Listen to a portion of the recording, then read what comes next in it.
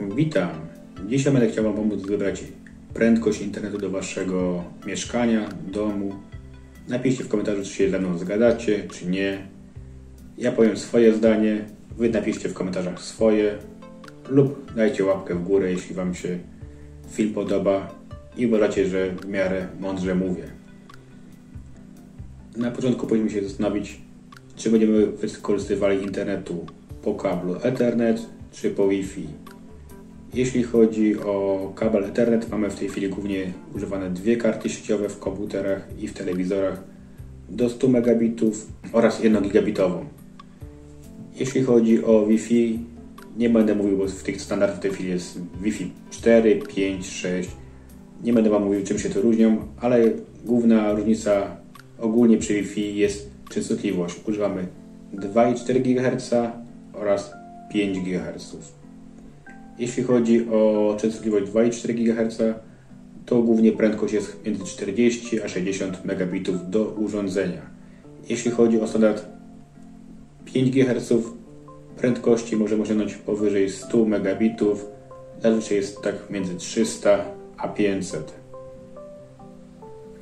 Przy naszym standardzie Wi-Fi 6 te prędkości są sporo większe, ale większość urządzeń w mieszkaniu czy jak chodzę na serwisach u klientów działa w standardzie Wi-Fi 5, czyli tak jak mówiłem, częstotliwość 2,4 GHz to jest tak między 40 a 60, a 5 GHz jest od 100 do 500 megabitów.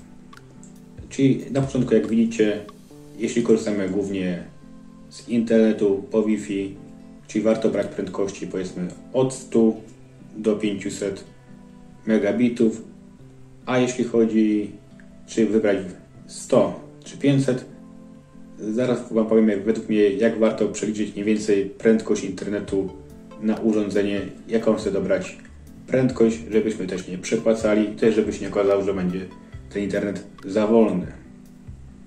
Jeśli głównie internet wykorzystujemy w domu do oglądania Netflixa, YouTube'a, HBO czy jakichś innych portali streamingowych, tutaj prędkość, jeśli chodzi o oglądanie filmów w HD, to jest wymagane tak między 5 a 10 megabitów.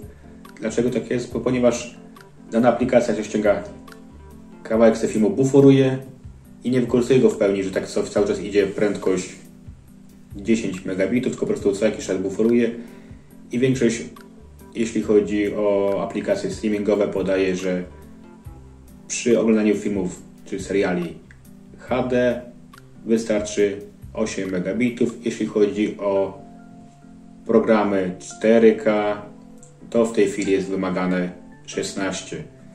Jeszcze nie ma żadnych w tej chwili za bardzo filmów w 8K, licząc, że tutaj było 8, tu 16, to czyli jakieś będzie 32 będą wymagane przy audycjach 8K nadawanych. Czyli powiedzmy, liczmy sobie na jednego użytkownika czy na jedno urządzenie do oglądania YouTube'a, Netflixa w przyszłości prędkość 40 megabitów. Zdalna praca zazwyczaj nie wymaga więcej niż 20 megabitów. Tutaj warto zwrócić uwagę na prędkość wychodzącą. Powiedzmy taki streaming na YouTube'a, jeśli robimy jakiegoś live'a, to jest nam wymagane jakieś 5 do 6 megabitów, bo to jest zawsze idzie transmisja w HD, nie w 4K. Tym bardziej, że operatorzy dają sporo wolniejszy internet wychodzący. Powiedzmy, w moim przypadku jest 300 na 25. Większość operatorów daje prędkość 100 na 10.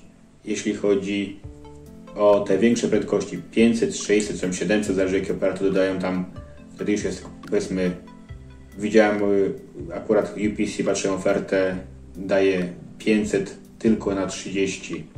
Według mnie powinno być 500 na 50, ale to wiadomo, sieci się rozbudowują, niedługo te transfery będą pewnie sporo wyższe, jeśli chodzi o wysył. Dobrze, wracając do tematu. Powiedzmy, mamy w domu 3 użytkowników, każdy ma w swoim pokoju telewizor, chce oglądać audycję w 4K, czy tam powiedzmy będzie później w 8K, to wypadało mieć na jednego użytkownika prędkość 40 megabitów, powiedzmy z 3 użytkowników, czyli takie 120.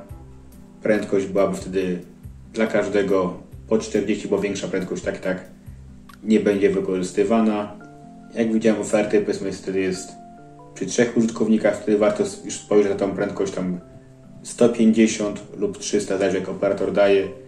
Jeśli nie będziemy wszyscy oglądali naraz tych audycji, powiedzmy 4K, spokojnie wtedy 100/10 nam powinno przy 3 osobach wystarczyć, ale lepiej mieć ten delikatny zapas, to powiedzmy te minimum w tej chwili, powiedzmy przy 3 użytkownikach to jest te 300, te 20 lub 30 wychodzącego, żeby było. Jeśli mieszkamy praktycznie, powiedzmy, jedna osoba lub 2 osoby, spokojnie te 100 megabitów na 10 wystarczy. Jeśli ściągamy większe pliki, to dość często, powiedzmy, mamy pracę, że na przykład musimy ściągać duże pliki z pracy na komputer w domu, czy obrabiamy jakąś grafikę, filmy, zdjęcia i potrzebujemy też sporo ściągać i sporo wysyłać, wtedy dopiero patrzmy na te wyższe prędkości od 500 zwyż. Tym bardziej mówię, jak ściągamy czy wysyłamy przy tych większych prędkościach, wtedy warto mieć te Wi-Fi w standardzie 6, ale to musi mieć i router, i komputer.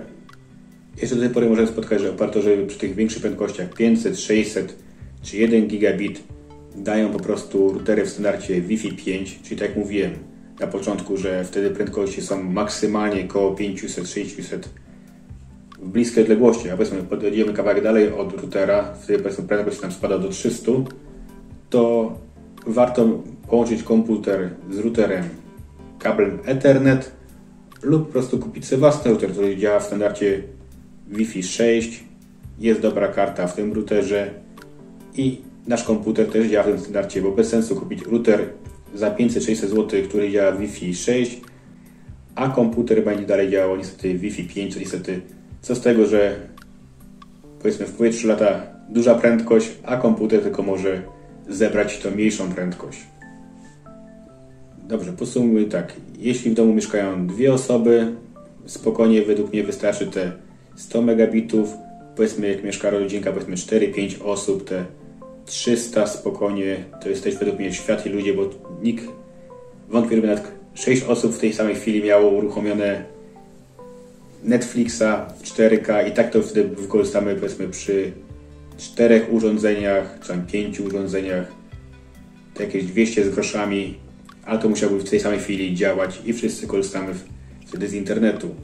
Zawsze tak nie jest, czyli tak jak mówię, 1-2 osoby spokojnie 100 wystarczy, przy 3 do 5 spokojnie wystarczy ta prędkość 300 megabitów i tak samo nawet jak ściągamy jakiekolwiek gry czy programy, ta 300 to jest według mnie spokojny standard, jeśli chodzi o działanie internetu. Prędkości od 500 w górę, jeśli naprawdę ściągamy dużo plików i dużo wysyłamy, bez sensu według mnie tej prędkości brać.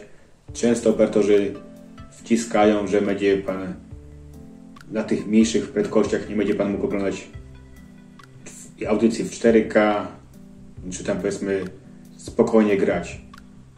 Przy graniu online też ważny jest ten wysył, czyli patrzmy też z tego, że nam da operator 1 gigabit, a wyjście 40, gdzie na przykład daje przy 500 też wyjście 40. Gdzie tu po prostu jest logika? Tego to ja do końca też nie rozumiem, czemu operatorzy na przykład dają przy 300 dają na przykład przy 300 dają 30, przy 500 dają 30 dalej, 735, 1 gigabit, dopiero 40 wychodzącego. Tu widzicie jaka prędkość się różni w ściąganiu, a przy wysyłaniu powiedzmy jest tam różnica 5 do 10 megabitów między prędkością na przykład 300 a 1 gigabit. Co sądzicie o tym, co powiedziałem? Czy Wam to się podoba, czy nie? Dajcie w komentarzu łapkę w górę, subskrybujcie kanał. Trzymajcie się.